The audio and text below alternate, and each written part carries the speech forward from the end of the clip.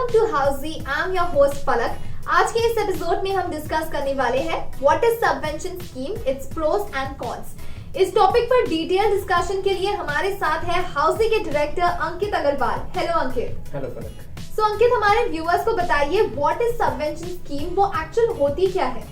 देखिए, subvention scheme एक type की होम लोन की पेमेंट स्कीम है जिसमें जो भी प्री ईएमआई या इंटरेस्ट जो होता है वो सब बिल्डर बियर करते हैं टिल आइदर पोजेशन तक या फिर फिट आउट्स पोजेशन तक, जो फिट आउट्स हमने लास्ट अपने डिस्कशन में बताई थी, या फिर एक definite period of time, let's say 12 months या 24 मंथ्स। तो ये ड्यूरेशन तक जो भी इंटरेस्ट या प्री ईएमआई रहता है वो क्लाइंट को नहीं पे करना पड़ता है और क्लाइंट के बिहाफ में ये सारी चीजें बिल्डर बियर करते हैं। तो जैसे कि आपने बताया कि बायर को कोई भी प्री ईएमआई या इंटरेस्ट नहीं भरना पड़ता है, सो सबवेंशन स्कीम अगर हम ले रहे हैं, सो डज दैट मीन कि हमें जब पोजेशन मिलता है तब ही लोन लेना चाहिए या फिर इंटरेस्ट हम भरना स्टार्ट करेंगे तब से? देखिए कैसा है, ऐसा नहीं है। बेसिकली दो टाइप की सबवेंशन स्कीम होती है। तो सबसे पहले तो एक होती है बिल्डर सबवेंशन। तो बिल्डर सबवेंशन में क्या होता है कि इनिशियली जब भी आप बुकिंग करते हैं तो आपको एक डाउन पेमेंट करना पड़ता है, लेट्स से 5% या 10%, वो डिपेंड करता है बिल्डर टू बिल्डर। और उसके बाद आपको कुछ पे नहीं करना पड़ता है, ना ही आपको कुछ लोन लेना पड़ता है। और फिर जब आपको पोजीशन मिलता है देन आपको जो है लोन से, या फिर अगर आपके पास खुद पेमेंट है तो आप खुद पूरा उनको पेमेंट कर देते हैं, या फिर अगर आप लोन से जा रहे हैं तो फिर आपको लोन लेना पड़ता है। बैंक आपके बिहाफ में पूरा पेमेंट करती है एंड आपकी ईएमआई चालू हो जाती है। तो in case of builder subvention आपको लोन इनिशियल स्टेज पे नहीं लेना पड़ता है। लेकिन ये स्कीम जो है बहुत रेयरली आपको मिलेगी। आजकल जो स्कीम चल रही है दैट इज बैंक सबवेंशन। तो उसमें क्या होता है कि उसमें भी इनिशियली आपको एक ओन कंट्रीब्यूशन देना पड़ता है, let's say 5%, 2% depending upon builder to builder. तो वो पेमेंट देने के बाद आपको लोन इमीडिएटली लेना पड़ता है, क्योंकि जैसे जैसे बिल्डर का काम होगा तो बिल्डर को तो वो पेमेंट चाहिए। तो आप लोन लेते हैं, आपके बिहाफ में जैसे जैसे काम हो रहा है उसके अकॉर्डिंगली बैंक जो है वो बिल्डर को पेमेंट करती रहती है, और उसका जो इंटरेस्ट रहता है वो इंटरेस्ट जो है वो बिल्डर बियर करता है आपके बिहाफ में। तो in case of bank subvention आपको लोन इमीडिएटली लेना पड़ता है। In case of builder subvention आपको लोन जो है वो जब आपकी ड्यूरेशन है सबवेंशन जब खत्म होती है तब आपको लेना पड़ता है। तो दोनों में ये डिफरेंस है basically. So how does the subvention process actually work out? देखिए, सबवेंशन स्कीम जो है वो एक ट्राईपार्टिट एग्रीमेंट के बेसिस में बनती है। ये ट्राईपार्टिट एग्रीमेंट क्या होता है कि ये इट्स अ लीगल डॉक्यूमेंट जिसमें कि 3 स्टेक होल्डर्स होते हैं। एक होता है बायर जो परचेज कर रहा है, second one is builder and the third one is bank या एनबीएफसी, जो भी आप कह सके।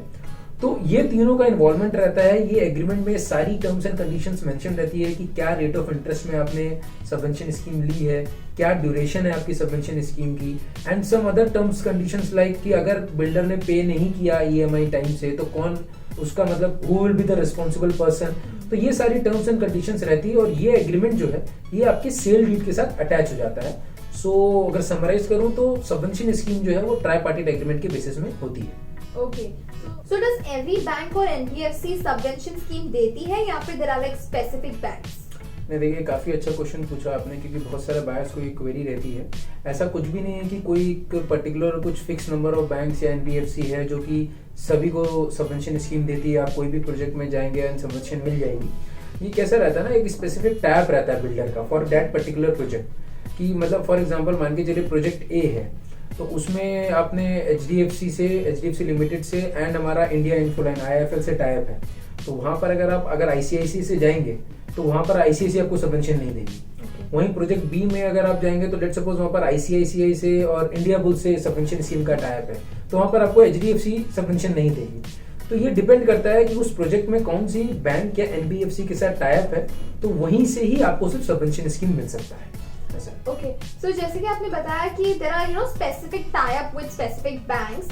सो अगर एज अ बायर मुझे अगर सबवेंशन स्कीम लेनी है, so do I have to pay extra money या ऐसे कुछ? यस, ऑब्वियस सी बात है कि देखिए अगर आप कोई भी चीज ले रहे हैं एक्स्ट्रा, अगर आप जा रहे हैं तो आपको पैसा देना ही पड़ेगा। There are no free lunches. और बिल्डर जो है वो तो प्रॉफिट के लिए आए हैं, तो अगर वो आपके बिहाफ में प्री ईएमआई या इंटरेस्ट बियर कर रहे हैं तो डेफिनेटली आपको एक एक्स्ट्रा प्रीमियम चार्ज देना पड़ता है, जो कि अराउंड 8 to 12% जो है वो रहता है based upon your flat cost. तो अगर आपका 50 लाख की लेट्स सपोज प्रॉपर्टी की कीमत है तो अराउंड आपका 5 लाख के करीबन का एक्स्ट्रा प्रीमियम आपको देना पड़ता है अगर आप सबवेंशन स्कीम में जा रहे हैं। तो एक टेंटेटिव मैं आपको बता रहा हूँ। अच्छा, so what's the benefit of going for the subvention scheme, because इसमें तो हम ही एक्स्ट्रा पैसा दे रहे हैं एंड बिल्डर तो बायर से ही लेकर प्री ईएमआई दे रहे हैं, सो कैसा है वो? देखिए कैसा है, ये बिल्कुल करेक्ट है कि जो बिल्डर है वो बायर से ही पेमेंट लेके प्री ईएमआई दे रहे हैं, but still subvention has got its own benefits. Like सबसे पहली बात क्या है कि अगर आप सबवेंशन स्कीम में जाते हैं तो जो भी रेंटेड फ्लैट्स में रह रहे हैं उनके लिए काफ़ी अच्छी स्कीम है, क्योंकि उनको साइमल्टेनियसली प्री ईएमआई और रेंट दोनों देना पड़ता है, तो वो उनको काफ़ी प्रेशर पड़ जाएगा। तो इन केस ऑफ सबवेंशन उनको प्री ईएमआई नहीं देना है। सेकंड क्या है, अगर आप कभी भी सबवेंशन स्कीम में जाती हैं तो आपको जो ओन कंट्रीब्यूशन है वो आपका बहुत कम हो जाता है। जनरली आप फ्लैट लेने जाते हो तो आपको 10% या 20% का डाउन पेमेंट देना पड़ता है, लेकिन इन केस ऑफ सबवेंशन वो आपका 2% में भी हो जाता है, क्योंकि सबवेंशन स्कीम्स आपकी मान के चलिए जैसे 298 हो गई या 595 हो गई, तो इस टाइप की स्कीम्स रहती है, तो आपका जो ओन कंट्रीब्यूशन है वो बहुत कम हो जाता है। तीसरा, अगर आपकी सबवेंशन स्कीम टिल पोजीशन तक का जो ड्यूरेशन है वो आपका टिल पोजीशन तक का है, तो ये आपका रिस्क ऑफ कंप्लीशन को एकदम खत्म कर देता है। मतलब क्लाइंट की लायबिलिटी जीरो हो जाती है। मतलब बिल्डर 6 महीना और डिले करे या 4 महीना और डिले करे तो फाइनेंशियली आपके ऊपर प्रेशर नहीं आएगा, क्योंकि आपको कोई प्री ईएमआई या इंटरेस्ट नहीं भरना है, वो सब बिल्डर ही बियर कर रहा है। तो these are some of the benefits of the subvention schemes. तो जैसे कि आपने हमें बताया इतने सारे बेनिफिट्स, इतने सारे प्रोज, तो डेफिनेटली कॉन्स भी जरूर होंगे, तो हमें बताइए कि क्या है कैचेस अगर हम सबवेंशन स्कीम के लिए जाते हैं तो? देखिए, अगर आप सबवेंशन स्कीम में जा रहे हैं तो आपको कुछ बातों का ध्यान रखना बहुत ज़रूरी है कि सबसे पहले तो सबवेंशन स्कीम आपकी तभी बेनिफिट है जब आप मैक्सिमम लोन ले रहे हैं। अगर आप 50% या 60% of the flat cost loan ले रहे हैं तो आपके लिए कोई मतलब यूज़ नहीं है सबवेंशन स्कीम में जाने का, क्योंकि उसमें क्या होगा कि जो आप प्रीमियम पे कर रहे हैं, जो एक्स्ट्रा चार्ज आप पे कर रहे हैं, वो आपका अमाउंट ज़्यादा रहेगा विद रिस्पेक्ट टू इंटरेस्ट या प्री ईएमआई, क्योंकि आपने लोन कम लिया है तो आपका प्री ईएमआई कम रहेगा। तो इसमें बिल्डर का बेनिफिट है, आपका उल्टा नुकसान है। तो अगर आप मैक्सिमम मतलब मिनिमम आप मान के चलें कि 80% लोन तो आप लेंगे, देन उन्हें आप सबवेंशन में जाएं।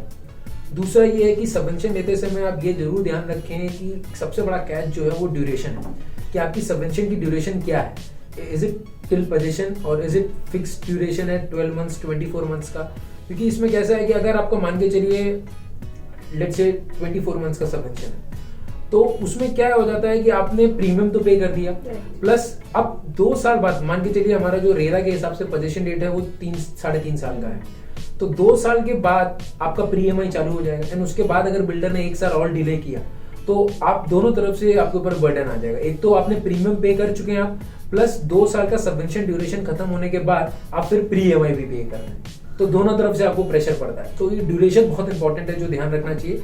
मतलब मैक्सिमम अगर आपको टिल पोजीशन है तो it's the best. And third बात ये है कि बिल्डर की प्रोफाइल बहुत इंपॉर्टेंट रखती है अगर आप सबवेंशन में जा रहे हैं, क्योंकि जो ट्राइपार्टेड एग्रीमेंट होता है उसमें क्लियरली मेंशन रहता है कि इन केस अगर बिल्डर प्री ईएमआई नहीं भर पाए तो it is a complete responsibility of buyer to pay it.